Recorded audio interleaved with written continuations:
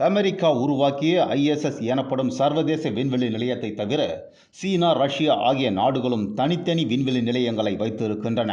அந்த வகையில் டியாங்கோங் என்று அழைக்கப்படும் சீன விண்வெளி நிலையத்தை ஆய்வு செய்வதற்காக 6 மாதத்திற்கு ஒருமுறை வீரர்கள் விண்வெளிக்கு செல்வது வழக்கம்.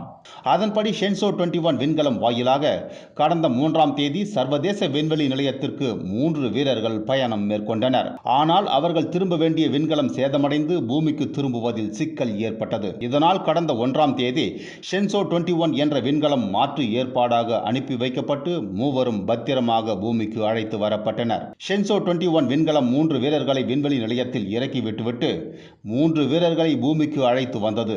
இதனால் டியாங்கோங் விண்வெளி நிலையத்தில் தற்போது இருக்கும் வீரர்கள் பூமிக்கு திரும்புவதற்கு விண்கலம் இல்லாத நிலை ஏற்பட்டது. இதற்கு மாற்று ஏற்பாடாக ஒரே மாதத்தில் ஷென்சோ 22 என்ற விண்கலத்தை சீனா உருவாக்கியது.